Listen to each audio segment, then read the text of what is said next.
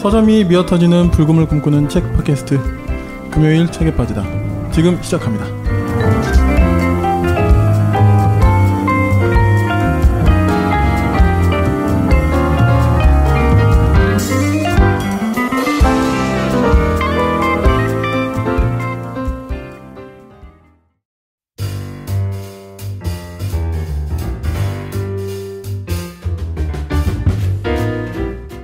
금책가 살롱 금요일 독자를 만나다. 금책바가 첫 번째 공개 방송을 합니다. 5월 24일 저녁 7시 홍대 입구역 6번 출구 근처 카페바인에서 열립니다. 참가비는 10,000원이며 기본행료가 제공됩니다. 다양한 선물과 이벤트도 준비되었으니 청취자님들의 많은 참여 바랍니다. 금책바 첫 번째 공개 방송 5월 24일 저녁 7시 홍대 입구역 6번 출구 카페바인.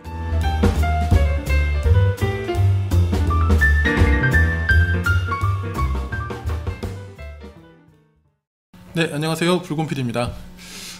오늘은 저희 금책바에 아주 이제 자리를 단단히 잡아가고 있는 코너죠. 네, 새롭다고 하기엔 이제 좀 자리를 잡으셨죠. 네, 자리 잡았습니다. 네, 시사 플러스 책 오늘 함께 하게 되었고요.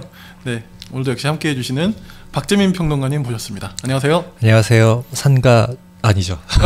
산과 책을 좋아하시는 분을 좋아하시는. 네, 네. 제가 헷갈렸네요. 네. 안녕하세요. 산책을 사랑하는 시사평론가 재민입니다. 네, 반갑습니다. 네. 요즘 그래도 날씨가 좀 괜찮은데. 네. 봄나들이 꽃 구경 한번 다녀오셨습니까? 본격적으로 못 갔고요. 그냥 집 앞에 네. 가족공원이 있어갖고 네. 잠깐 맛만 좀 봤습니다. 네. 아니 근데 이게 요즘에는 근린 공원이나 이런 곳에 있는 그냥 그런 벚꽃이나 네. 개나리도 되게 예쁘더라고요. 네네, 상당해요. 네. 네. 굳이 막 윤중로 이런 데 가서 네. 사람에게 치일 것보다는 네네. 근처에 있는, 저도 이제 저희 가족들이랑 네. 주말에도 이제 저희는 이제 근처에 한내천이라는 이제 동네가 있어. 그 조그만 개울 같은 건데 거기 이제 예쁘게 좀 해놔가지고. 그러니까요. 거기가 원래 그렇게 오래된 곳이 아닌데 조성한 지가 그래도 좀 시간이 지나니까 이 나무들도 좀 컸나 봐요. 네. 옛날에는 안 그랬는데 되게 예쁜 거예요. 요즘은 곳곳에 보면은 뭐 일단 벚꽃 나무가 너무 많고 네. 또 뭐 개나리나 진달래나 이런 거 이렇게 심어놓은 곳이 너무 많아서 윤중로 관계자들께는 좀 죄송하지만 네, 동네 곳곳이 굳이, 예뻐지고 있다. 맞습니다. 네, 굳이 그렇습니다. 안 가도. 네. 네. 네. 다들 또 청취자님들도 바쁘시고 힘드시겠지만 네. 이제 벚꽃은 좀 이제 거의 지는 시기긴 해도 네, 푸른 잎이 좀 올라오고 있더라고요. 네. 뭐 가까운 산에라도 주말에 좀 가셔서 네. 좀 여유를 좀 즐기시는 게 또 삶의 질을 높이시지 않을까. 짬을 좀 내보십시오, 네. 청취자 여러분. 저도 옛날에는 몰랐는데 나이 드니까 좀 약간 꽃이 예뻐. 호르몬 변화가 벌써 오는 건가요? 눈물 나고 막 꽃 보면 네. 아련해지고. 네. 네. 죄송합니다. 이상한 소리. 네, 오늘 저희가 세 번째 시간인데 어떤 주제로 저희 좀 이야기해 볼까요? 네, 최근에 헌법재판소가 소위 낙태죄에 대해서 헌법 불합치 판결을 냈는데요. 네. 저희가 이것에 대해서 좀 얘기 나눠보고 또 관련된 책에 대해서 네네. 살펴보고 하려고 합니다. 네. 과거에 사실 저였다면 저도 이제 모르겠어요. 저희 금책바를 좀 오래 들으신 분들은 저희가 어떻게 살아왔는지 조금 아시는 분들이 계실 수 있을 것 같은데 제가 간간히 소개를 하니까요. 네. 좀 보수적인 신앙에서 늘 자라왔고 그런 단체에서도 좀 오래 일을 했었고 그런 세계관을 늘 가지고 있던 사람이라 낙태하면 어떤 그런 생명윤리 그쵸. 이거에 네. 대한 딱 기본적인 일종의 신념처럼 사실은 신앙처럼 그렇게 저 안에 굳어진 게 있었던 것이 사실이고 글쎄요, 예전에 저라면 이것에 대해서 너무 단순한 생각을 가질 수 있을 것 같은데 물론 제 생각도 바뀌긴 했고 저도 이제 가정을 꾸리고 제 딸들이 태어나고 또 사회적인 그런 분위기를 저도 좀 익혀가고 여러 가지 또 사상, 뭐 페미니즘, 또 여성주의에 대한 생각들 이런 것들 경험하면서 저도 좀 많이 배운 것 같아요. 그렇죠. 네. 그런 의미에서 이제 아주 중요한 판결이지 않았는데 네. 오늘 이거에 대해서 저희가 좀 함께 이야기해 보겠습니다. 네. 네, 2019년 4월 11일에 헌법재판소가 형법에 보면은 낙태죄라고 해서 제 269조 또 270조에 이제 관련된 조항이 있는데 이것에 대해서 헌법 불합치 판결을 내렸습니다. 청취자 여러분들께서 헌법 불합치가 뭐냐 좀 궁금해 하실 수 있을 것 같아요. 그래서 좀 말씀을 드리자면 일단은 헌법재판소는 어떤 법률이 헌법에 맞는지 좀 맞지 않는지를 판단하는 곳이죠. 그래서 크게 나누자면은 합헌, 위헌 두 가지로 나눌 수 있습니다. 말 그대로 합헌은 헌법에 맞는다, 위헌은 헌법에 맞지 않는다라고 할 수 있는데 위헌 판결이 조금 세부적으로 나눠집니다. 그러니까 이게 복잡한 사안이 있을 경우 네네. 단순하게 그렇죠. 그 찬반 같은 그런 개념으로 좀 나누기 어려운 사안을 좀 그렇게 하나 보죠. 그래서 위헌이 변형되는 게 총 5가지가 다섯 있어요. 가지요? 그 중에 하나가 이제 헌법 불합치입니다. 간단하게 설명드리면 한정 합헌, 한정 위헌, 일부 위헌, 입법 촉구, 그다음에 이제 헌법 불합치 이렇게 있는 거거든요.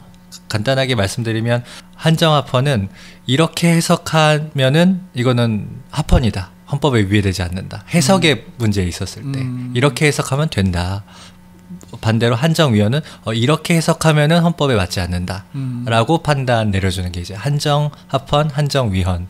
인 거예요. 미묘하네요. 네, 미묘하죠. 그러니까 이 법이 명백하게 합헌이야, 위헌이야 이게 아니라 이렇게 해석하면은 합헌이야, 이렇게 해석하면 위헌이야라고 하는 게 앞에 한정자가 붙어서 한정 합헌, 한정 위헌 이렇게 되는 겁니다. 일부 위헌은 이 말이 좀 안 맞아. 이런 게 이제 일부 위헌인 거죠. 그래서 조문에 구절이나 어기에 대해서는 위헌이지만 나머지 또 일부의 조문은 효력이 지속돼. 좀 말이 안 맞아. 이렇게 하는 게 이제 일부 위헌이라고 할 수 있고요. 또 입법을 촉구하는 판결을 내릴 수도 있어요. 그래서 조금 애매하니까 이 관련된 입법을 만들어줘라고 이제 헌법재판소가 요구할 수 있는 거고요. 이번에 이제 판결 내려진 게 헌법 불합치. 또는 뭐 헌법 불일치라고도 하는데 이것도 아까 말씀드렸다시피 위헌은 위헌입니다. 근데 무엇이냐면 바로 위헌을 하면은 그 판결 내려지는 시점부터 이 효력이 완전히 정지되는 거거든요. 근데 우리 바로 위헌을 해서 헌법의 효력을 정지시켰을 때 우리 사회가 받을 수 있는 충격이 크다라고 하면서 일부의 일정 시간을 두고 언제까지 고쳐 안 고치면 그 이유는 이거는 위헌이야. 법률의 효력이 정지돼라고 이제 판결을 내는 게 헌법 불합치인 거죠. 이 낙태죄와 관련해서 2012년 8월에도 이 헌법 재판이 있었는데요. 그때는 헌법 재판관들이 4대 4로 갈렸었어요. 4대 4요? 네. 근데 그럼 동수 아니야?라고 할 수 있는데 헌법재판소의 재판관들의 정원이 9명이고 그 중에 3분의 2가 넘어야 이게 변화가 생기는 거거든요. 근데 4대 4면 그 당시에 한 분이 안 계셨는 네, 한 분이 이렇게 임기가 만료되고 뭐 아무튼 어떤 이유 때문에 경우가 있더라고요. 경우가 있죠. 네. 그러니까 4대 4면은 동수지만 그러면 이거는 이제 변화로 인정하지 않는 거죠. 그래서 그때는 그냥 합헌으로 판결이 됐던 거고 이번에는 헌법 불합치 됐다라고 판결하신 분이 총 4분 계시고 그다음에 그냥 이건 바로 위헌이야. 그래서 단순 위헌으로 이렇게 의견을 내신 분이 3분. 그다음에 이거는 헌법에 맞아. 합헌 의견을 내신 분이 2분. 그래서 굳이 따지자면 7대 2가 된 거죠. 그래서 단순 위헌으로 바로 처리는 안 하지만 이거는 헌법 불합치가 된 거다라고 해서 이번에 판결이 그렇게 내려진 거고.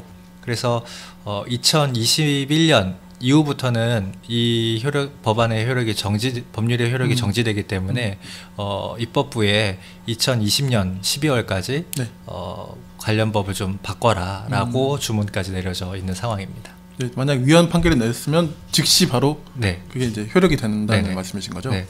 예를 들자면 저희 그 양심적 병역 거부 같은 경우도 이렇게 헌법 불합치 판결이 난 거죠. 그래서 단순 위헌으로 바로 이제 양심 병역 거부가 인정된 건 아니지만 헌법 불합치 판결을 내려서 언제까지 입법을 보완해라 라고 되어 있고 지금 그래서 뭐 국방부가 열심히 법을 만들고 있는데 그거에 대해서는 또 논란의 여지가 좀 있긴 하죠.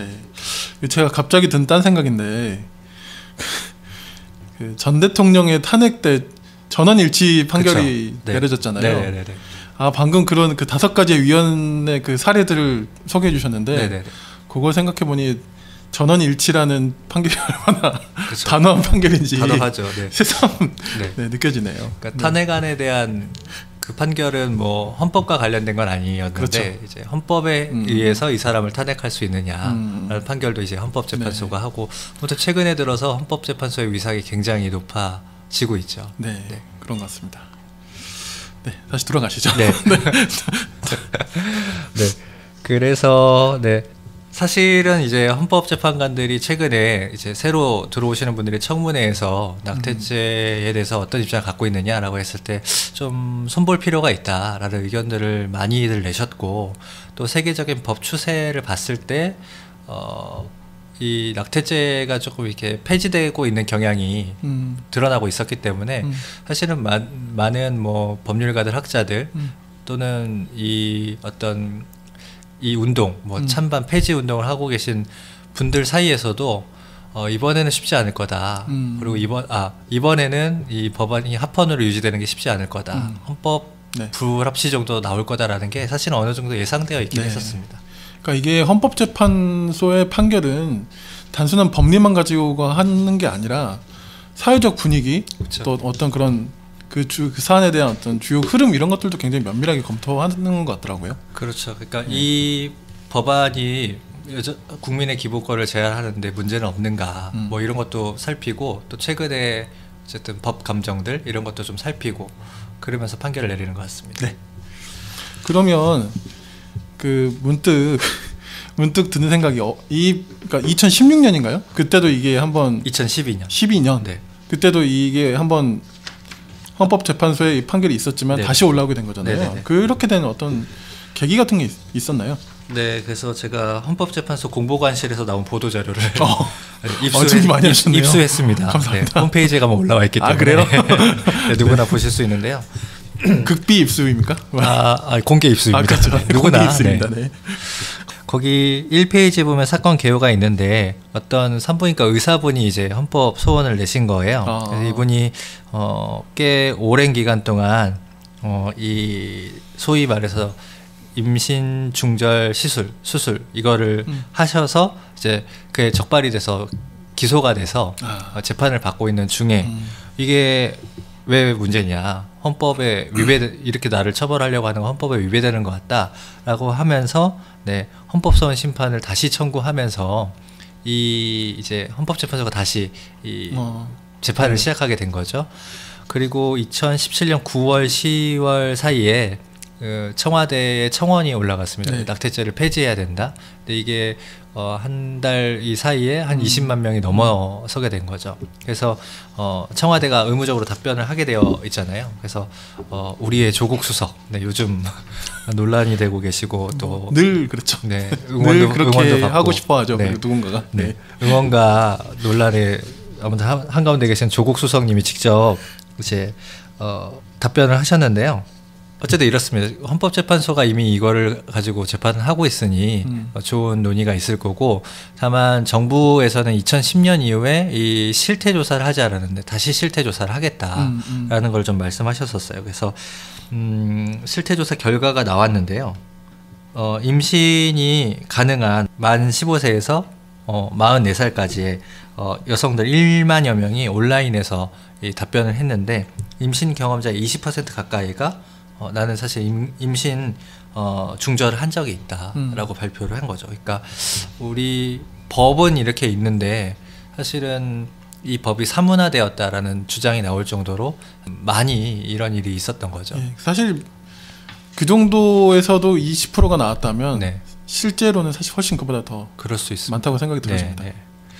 아무튼 그 맥락에서 헌법재판소가 이제 재판을 시작하게 됐고 아까 말씀드린 것처럼 2019년 4월 11일 얼마 되지 않았는데요. 좀 전향적인 뭐 여성계에서는 역사적인 판결이다라고 하는 네.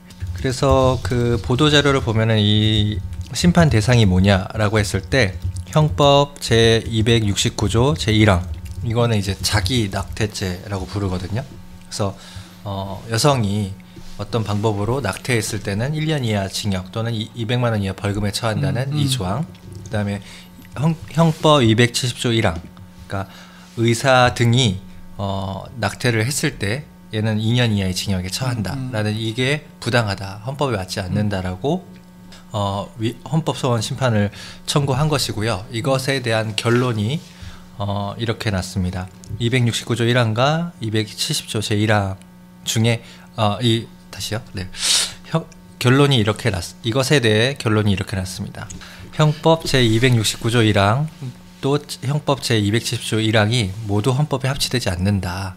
그래서 위 조항들은 이제 개정을 해야 되고 단 그 개정 시점인 2020년 12월 31일까지는 유효하다라는 게 이 헌법재판소의 판결의 내용입니다. 네. 금요일 밤에는 모두 책에 빠져봐. 풍부한 지식은 오늘 우리의 사냥감. 더 나은 세상이 다가오기를 바라는 그대가 이 시대의 진정한 철학자. 네, 그러면 이게 7대2 또는 4대3대2라고 할 수 있는 이 헌법재판소의 그 판결 결과가 각 그 결과마다 어떤 이유가 있을 것 같은데요. 네네. 좀 간략하게 알려주시면 좋을 것 같아요. 네, 먼저 어쨌든 이번에 헌법 불합치 위헌에 가까운 헌법 불합치 판결이 났으니까 이게 그 주장에 대해서 먼저 좀 살펴볼게요. 일단은 임신이나 출산이나 육아가 여성의 삶에 굉장히 큰 영향을 주잖아요. 네. 뭐 신체적인 변화도 있고 그 이후에 사회적인 존재적인 변화도 사실 있는 거기 때문에 이것이 여성의 자기결정권 영역에 포함된다라는 게 주장의 근거였습니다.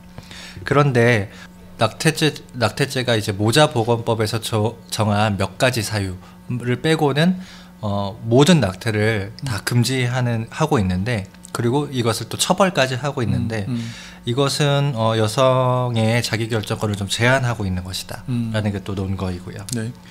이게 좀 논란이 되긴 하는데, 그래서 임신 기간에 22주를 기준으로 조금 이렇게 나눠지거든요. 근데 이게 가능하냐? 모든 태아는 사실은 다 생명권이 있고 존중받아야 되는 것이 아니냐라는 것이 이제 합헌 쪽의 어떤 주장인데, 이것에 대해서도 이 기간을 뭘로 정하느냐가 이제 중요한 논쟁거리긴 한데요. 요거를 이제 결정 가능 기간이라고 표현하는데, 네. 이 결정 가능 기간에 따라서 국가가 그 생명을 보호하는 것, 그 정도를 좀 달리 할 수 있다라고 하는 거죠. 그러니까 못 박지 못한 거죠. 네네네. 네. 그러니까 전면적으로 처벌하는 것이 아니라 어느 기간까지는 허용할 수도 있어야 된다라는 게 헌법재판소의 또 취지입니다. 네. 그러면서 이제 여성의 자기결정권과 태아의 생명권 구도로 이걸 좀 나눠놓는데, 그렇게 단순하게 나눌 수가 없다.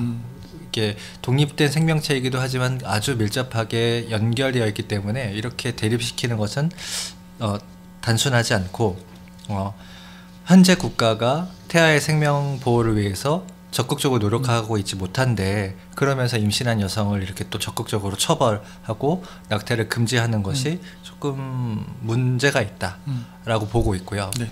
무엇보다도 아까 잠깐 이런 얘기 했는데, 낙태죄가 있음에도 불구하고 사실상 낙태는 그러니까요. 아주 공공연하게 네. 이루어지고 있거든요. 네. 그래서 실제로 처벌받은 분들이 1년에 몇십 건 정도밖에 안 되는 거죠. 그러니까 사실상 이 법안이 사문화되어 있기 때문에 이거에 대한 변화도 필요하다라고 보고 있습니다. 네. 또 하나는요, 이 낙태죄 관련해서 이것들이 남성들이 여성에게 좀 협박하고 보복하는 수단으로 쓰이고 있다. 이런 부분도 고려의 대상이 된 걸로 보입니다. 네. 그래서 결과적으로 보면 이 낙태죄는 입법 목적을 달성하기 위한 최소한의 정도를 갖추고 있지 못하고, 법익의 균형성도 달성하고 있지 못하고, 가인 금지 원칙을 위반하고 있어서 임신한 여성의 자기결정권을 침해하는 위헌이다, 위헌적인 규정이다라고 보고 있는 것이 이제 위헌 입장들 또는 헌법 불합치 입장들의 규정입니다. 물론 이제 그 재판관들 아까 4대 3대 2라고 하셨는데, 이제 헌법 불합치 판결을 낸 4명의 재판관들과 이거 그냥 바로 위헌이다, 단순 위헌이다라고 하시는 분들의 주장도 조금 차이는 있지만, 네. 이거를 좀 크게 봐서 헌법 불합치 그렇죠. 네. 로 판결이 난 거다라고 보고 있는 것입니다. 이거에 반해서 합헌 의견 내신 분은 2분이 계세요. 네네. 근데 이분들은 이제 태아가 이제 생겨난 것, 이 기간부터 기간의 구분 없이 이것은 생명으로서 인간의 존엄성을 갖고 있다라고 보는 부분이 있고요. 또 위헌 쪽에서는 이것이 사문화됐다라고 주장을 하지만, 법이 있음으로 인해서 이거를 제한하는 효과를 무시할 수는 없다라는 부분을 또 얘기하고 있고요. 좀 다른 수단들, 예를 들자면 뭐 성교육 내지는 피임 교육의 강화, 뭐 낙태와 관련된 정보의 제공 또는 상담 실시, 뭐 국가가 하는 다른 조치들 이런 것도 필요하긴 한데 낙태죄가 있는 것보다 효과적인 수단이 된다고 할 수 없다. 다른 이제 성교육 내지는 피임 교육의 강화라든지 뭐 낙태에 대한 정보를 제공하고 상담한다든지 이런 것들이 낙태죄가 있는 것보다 이거를 막을 수 있는 더 확실한 조항이 되느냐라는 거에 대해서 그렇지 않다라고 얘기하고 있고요. 또 어쨌든 이거를 폐지하게 되면은 우리 사회 전체적으로 이 생명을 좀 경시하는 풍조가 확대될 수 있는데 이거에 대해서는 어떻게 할 거냐라고 얘기하고 있는 점. 또 하나는 아까 서두에 얘기했던 것처럼 2012년에 이미 합헌 판결이 내려졌는데 불과 7년밖에 안 됐는데 이거를 변화를 줄 수 있느냐에 대해서 좀 부정적으로 보고 있는 상황들. 그렇게 해서 이제 합헌 의견을 냈는데 이제 전체적인 결정은 이제 헌법 불합치 판결로 내려진 것입니다. 네. 저는 이제 합헌 그 판결문이라고 해야 되나요? 네. 그걸 다 읽어본 건 아닌데 네네네. 그 되게 시적이고 문학적인 감수성을 동원하셔서 화제가 됐었죠. 네, 네. 쓰셔가지고 네. 저는 좀 놀랬거든요. 네네. 제가 뭐 어느 한쪽의 의견을 가지고 있기 때문이라기보다는 네. 이 중요한 판결문의 요지를 작성하는 데 있어서 어떤 철저한 법리 이해 어떤 뭐랄까요 법 구조와 논리, 법 논리, 법리가 아니라 네. 물론 법리를 다 하긴 하셨는데 네네. 그런 부분까지 호소하시는. 이건 일종의 네. 제가 지금 약간 옛날에 그 고대 그리스에서 무슨 철학자들이 막 광장에서 막 네. 이렇게 하는 무슨 수사를 보고 있는 것 같아서 제가 좀 저는 좀 당황스럽더라고요. 네. 실제로도 놀라웠어요? 좀 많은 네. 사람들이 그거에 대해 지적을 하긴 했는데 그쵸. 네. 도리어 이런 식의 판결문 작성이 저는 이 합헌 의견에 대한 가치를 좀 떨어뜨리는 거 아닌가. 저는 좀 개인적으로는 그런 생각이 들었어요. 네. 근데 막 그 어쨌든 폐지를 반대하시는 쪽에서는 심정적으로 굉장히 동의가 될 수 있는 부분이었을 거고 네. 또 폐지를 찬성하는 측에서는 이게 뭐냐. 아무튼 논란이 있는 부분이었던 건 사실인 것 같습니다.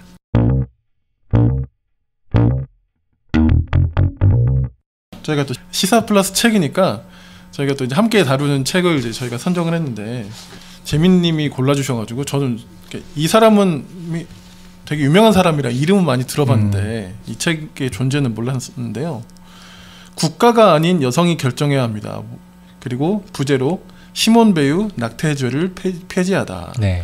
뭐 이번 저희 이슈와 너무 그냥 직결적으로 정말 딱 연결되는. 네. 네.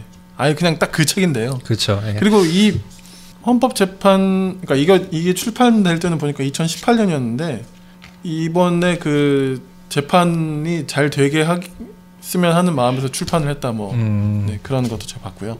네, 저희가 뭐 어떤 입장을 말하기는 좀 그렇고 다만은 이제 최근에 이 재판이 시작되고 판결이 내려진 그 맥락과 이 책의 내용이 좀 같기 네. 때문에 이 네. 책을 좀 골라봤습니다. 네네. 그래서 시몬 베유를 좀 저희가 소개를 드려야 될 것 같아요. 이 책의 뒷부분에 보면은 이제 나옵니다. 시몬 베유가 어떤 분인지 시몬 베유에 대하여라는 장이 나오는데요. 이분이 유태인이셨던 것 같아요. 그래서 홀로코스트의 피해자이시고 또 생존자이시기도 하고요. 네. 그래서 그 이후에 나치 때문에 또는 나치에 부역했던 그 프랑스의 비시 정권 때문에 가족들 특히 부모님이 돌아가시거나 또 떨어지거나 그래서 다시 만날 수 없었고 근데 그런 거에 이제 그 과정을 이겨내고 좌절하지 않고 이제 법학과 정치학을 공부하시면서 판사가 됐고 네. 그 다음에 이제 그 당시 1970년대 그 정부에 의해서 보건부 장관으로 발탁이 되면서 그 여성의 그 건강과 또 권리를 위해서 많이 노력을 하시는 정책과 정치를 하시면서 이 낙태죄 폐지하는 거를 좀 주도하셨던 거죠. 네. 한 가지 조금 짚고 넘어갈 게 이 책에도 나오는데 시몬 베유라는 이름의 사상가가 동명이인인 거죠? 있어요. 네. 근데 동명이인인데 가끔 이제 언론을 보면은 두 분을 좀 혼동해갖고 아 정치인이자 뭐 사야상가다 뭐 이렇게 하신 분들이 조금 계셔서 네. 기자분들의 분발을 요청드리고 네, 그건 아니라는 거. 네. 이분은 그냥 법률가셨고 정치가이셨고 나중에는 이제 퇴임하신 이후에는 유럽 의회에 뭐 초대 선출직 의장으로도 활동하시고 어마어마합니다, 그래서 정말. 커리어가. 프랑스인들이 뭐 굉장히 존경하는 네. 정치인으로 했고 이제 작년 2017년에 돌아가셨어요. 네. 그래서 그 국민들의 청원에 의해서 팡테옹이라는 국립 그 프랑스 국립묘지 묘지에 안장되셨다고 할 정도로 아무튼 프랑스 사람들이 굉장히 이제 존경하는 정치인으로 남아 계신 것 같습니다. 보니까 여기 소개해 보니까 이곳에 묻힌 그 여성은 마리 퀴리를 포함해서 4명뿐이었대요. 네. 근데 이제 5번째로 안장이 되셨고 네네. 원래는 여기에 안치되기까지 막 수십 년이 걸리는 경우가 허다한데 네. 이분은 1년 만에 안장이 됐다고 하니까 그러니까 그렇다고 프랑스 국민들이 얼마나 이분을 사랑하셨는지 그렇다고 합니다. 그런 게 좀 드러난다. 네. 소개가 돼 있습니다. 이분이 이제 프랑스에서 1975년에 이 낙태죄가 폐지되는데 역할을 하셨던 분인데 네. 아시다시피 프랑스는 이제 가톨릭이 강한 국가이고 또 요 당시만 하더라도 의회의 대부분이 남성인 상황이고 그렇죠. 어쨌든 프랑스도 어쨌든 남성의 권력이 굉장히 강한 사회였을 텐데 이 법안을 이렇게 준비하고 얘기하는 과정에서 상당히 많은 뭐 모욕과 방해를 받았지만 끝끝내 이거를 이제 관철시킨 분이시고 요 책의 내용이 그래서 국회에 가서 연설했던 내용, 네, 연설문 그리고 언론인과의 그 나중에 그 시절을 네. 회고하는 인터뷰, 대담이 대담 실려있죠. 네. 이런 걸로 좀 구성되어 있습니다. 그래서 이 연설문이 굉장히 명문이라는 평가가 자자했는데 네. 저도 좀 한번 읽어보니까 아 이게 참 네, 굉장히 잘 쓰인 연설문인 것 같고 네. 굉장히 정확한데 또 굉장히 또 뭐랄까요 호소력이 짙은 네. 네, 굉장히 예의를 저도- 갖추면서도 그렇죠. 또 적실하게 네. 이야기를 하는 그런 부분이 있었던 것 같습니다. 맞습니다. 그래서 이제 지금은 이제 저희가 어쨌든 헌법 불합치 위헌에 가까운 헌법 불합치 판결이 일단 나온 시점이기는 한데 이 책이 저희 입장과 너무 아까 비슷하다 이런 이야기 하셔가지고 굉장히 많은 걸 또 저는 좀 느끼게 해준 그런 책이었던 것 같아요. 네, 또 그렇게 두껍지 않아서요. 맞습니다. 한번 쭉 읽어보시기 네네네네. 좋고 이 편집자께서 마지막에 이렇게 얘기해 주시거든요. 그러니까 한국 사회에도 이 책과 같은 문제로 진통을 겪고 있는 한국 사회에도 이 책의 내용이 귀감이 될 거다라고 해주시고 있기 때문에 이 책의 내용들, 연설문의 내용들 또 이후에 어쨌든 이 사회의 변화들을 좀 보면서 저희도 다음을 준비하는 데 좀 도움을 받을 수 있지 않을까 싶은 생각이 듭니다. 저는 연설문을 읽는 것만으로도 어느 정도 공부가 됐어요. 네, 네, 굉장히 네, 인상적이었습니다. 그러면 이제 저희가 지금 시점에서는 글쎄요, 뭐 이제 과거를 막 돌아보면서 지난 걸 막 더 우리가 정리하기보다는 앞으로 우리가 그럼 필요한 게 뭔가 이런 걸 좀 이제 더 고민해야 될 시점이겠죠? 네네. 일단은 이게 헌법 불합치 판결이 내려졌고 2021년부터는 기존의 법안을 완전히 효력을 정지하는 거기 때문에 네. 2020년까지 국회가 새로 입법을 해야 될 그 상황에 놓여 있습니다. 네. 뭐 여러 가지 쟁점들이 있어요. 그래서 아까 얘기했듯이 이걸 전면 폐지할 거냐, 아니면은 뭐 또 기간을 나눠서 어느 기간까지는 그래도 허용을 하고 할 거냐. 물론 이거에 대해서는 여성계에서는 이런 소위 말해서 임신 주수에 따라서 차등을 두는 거에 대해서는 반대하고 있는 거. 이런 것을 좀 면밀하게 다시 검토해 볼 필요가 있고요. 제 생각에는 더 중요한 거는 어쨌든 여성들이 원치 않는 임신을 하지 않아야 하는 것이 네. 필요하다고 생각하고 사실 핵심이 그거죠. 네. 네.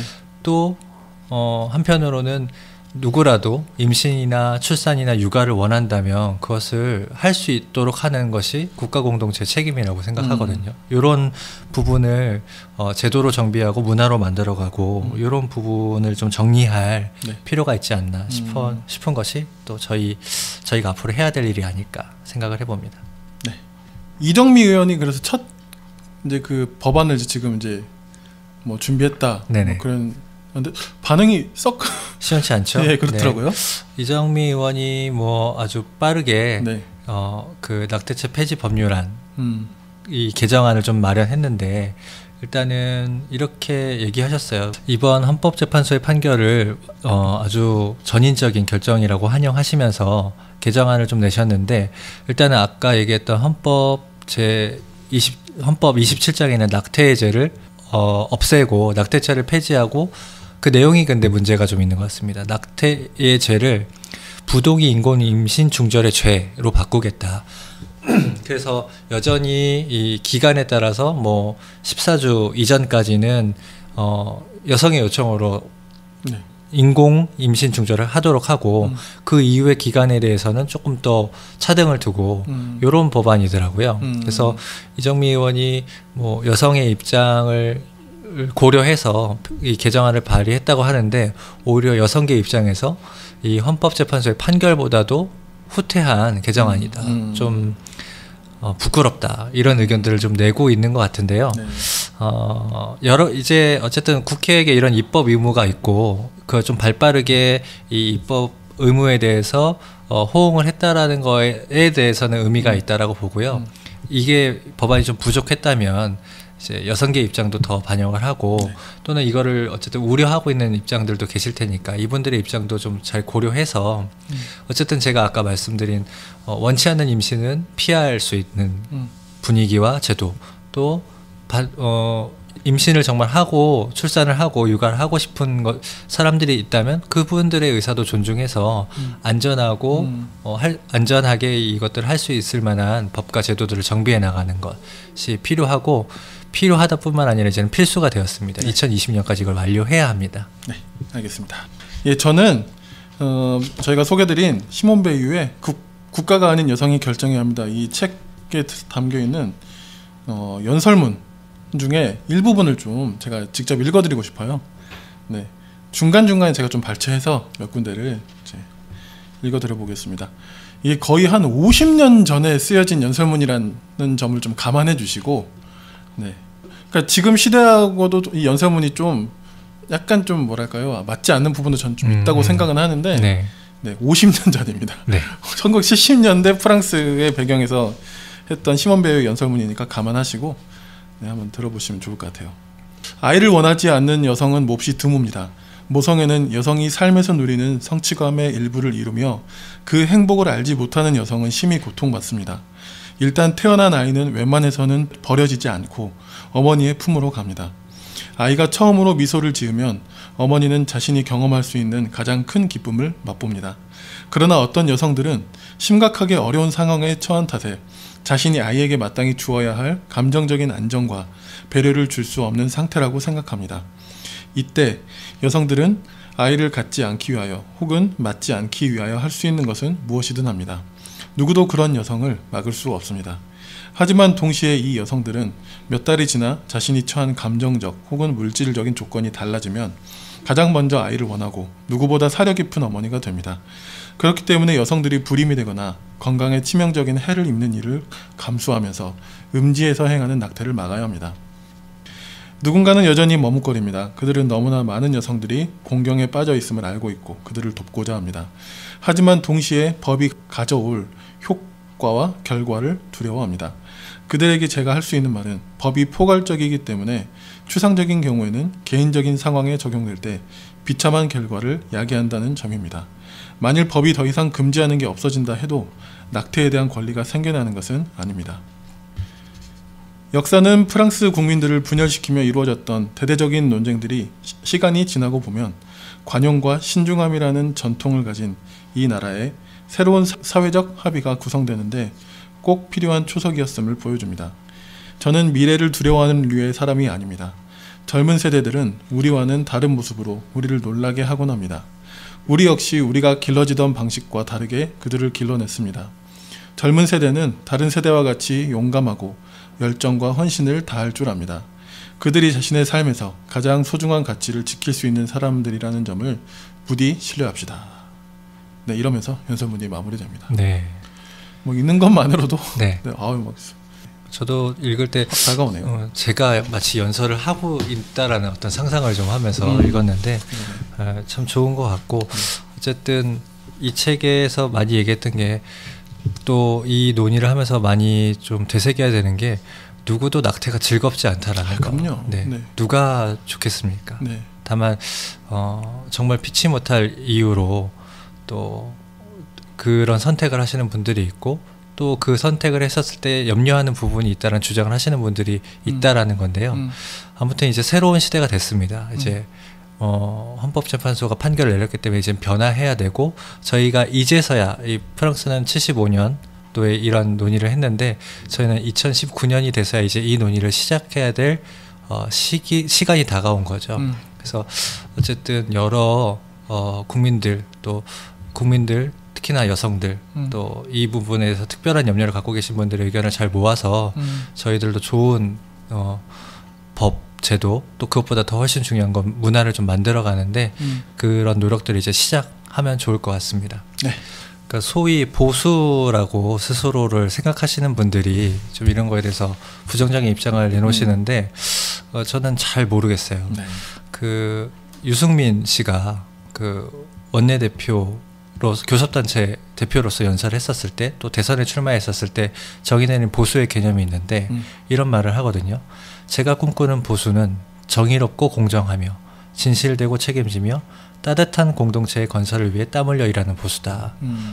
저는 이 얘기를 들었을 때 그럼 나 보수인가? 이런 생각이 들 정도로 공감이 되는 네. 부분이었어요. 근데 이거에 대해서 국가 단위에서 아무런 해결책이나 대책도 없으면서 그냥 무조건적으로 낙태는 안 돼라고 얘기하는 건 제가 봤을 때 진실되지도 않고 책임지지도 않는 모습인 것 같아요. 이번에 헌법재판소가 사실은 보수적인 것 아닙니까? 헌법재판소가 이런 판결을 내렸고 이제 아까 얘기했듯이 우리 사회가 정말 진실되고 책임지기 위해서 따뜻한 공동체를 만들기 위해서 하나의 기회를 얻었고 시간을 얻었다는 생각이 들어요. 그래서 여성과 또 아기 또는 더 나아가서 모든 국민들이 좀 안전하게 또 존중받으면서 이 논의 살 수 있도록 논의가 좀 시작됐으면 좋겠다. 네. 그리고 반드시 해야 된다라고 좀 얘기하고 싶습니다. 네. 그 말씀하신 그 유승민 씨가 이야기한 보수의 개념을 생각해 보면 사전적으로는 참 맞는 말이긴 한데 네. 현상적으로 우리나라의 현상적으로를 좀 보면 네. 약간 신조어인가 네. 이런 생각이 좀 네. 드네요. 네. 보수를 참칭하는 사람들이 많이 그러니까요. 있다고 봐요. 보수라기보단 극우이고 예. 약간의 메카시즘이고 예. 나치즘이고 이런 것 같습니다. 그러니까 현상적으로도 이제는 좀 사전적 의미와 네. 현상들이 좀 일치하는 날이 네. 오기를 점점 더 가까워지길 손꼽아 바랍니다. 예, 바라보면서 오늘 저희 이제 금요일 책에 빠지다 시사 플러스 책 세 번째 시간 이번에 그 헌법재판소 판결 낙태죄 폐지. 낙태죄 폐지에 네. 대해서 저희가 함께 나눴고 네. 이와 더불어 시몬 베유의 국가가 아닌 여성이 결정해야 합니다라는 책도 함께 저희가 여기 나눠봤습니다. 오늘도 긴 시간 또 수고 많이 해주셨습니다. 네, 감사합니다. 다음 시간에 그럼 저희 또 찾아뵙겠습니다. 네, 감사합니다. 감사합니다.